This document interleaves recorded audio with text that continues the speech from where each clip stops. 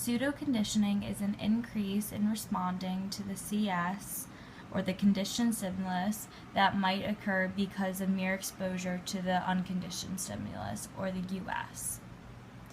Sensitization is an increase in responding to the CS that can occur because of mere exposure to the CS.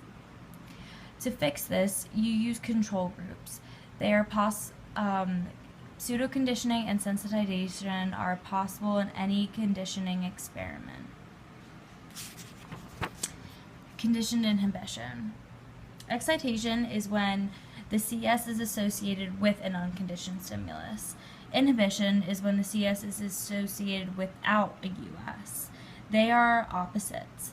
Pavlov found out about it when he first studied extinction.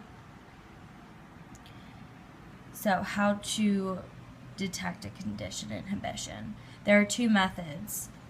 First one is the summation test. This is when an inhibitor is presented with an exciter, and if the inhibitor inhibits the response of the exciter, then it is a true inhibitor. The excitors and inhibitors behave as if they are positive and negative values.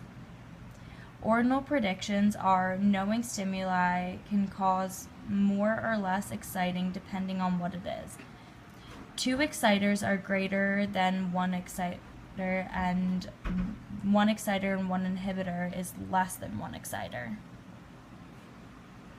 The second method to measure inhibition is the retardation of acquisition test. If the inhibitor is converted into an exciter by pairing it with an unconditioned stimulus, responding to the conditioned stimulus develops slowly. You must be careful though, because other things besides inhibitors can cause the retarded acquisition.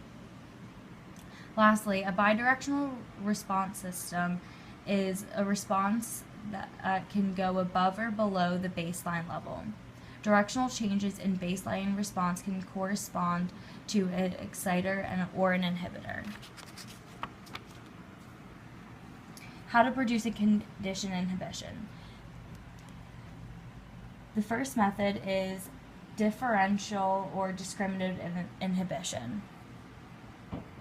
A CS or A is repeatedly paired with a US, while another CS, X, is repeatedly represented without a US on other trials. Animal responds to A, not X, and discriminates X, and therefore X becomes a conditioned inhibitor. The second method is the conditioned inhibition procedure. This is when one CS, A, is paired with a US, and on other trials is presented with a second stimulus, X. A plus X makes a compound CS, and then A with X is presented without a US. The third method is explicitly unpaired procedure. This is when you present a CS-X alone and then present a US far away in time. The CS and the US are never paired, and therefore they are negatively correlated. The fourth method is the inhibition of delay. A US is presented at the end of a lengthy CS, and therefore animal behaves as if the early part of the CS signals a period of no US. The fifth is backward conditioning. This is when the CS occurs after the US.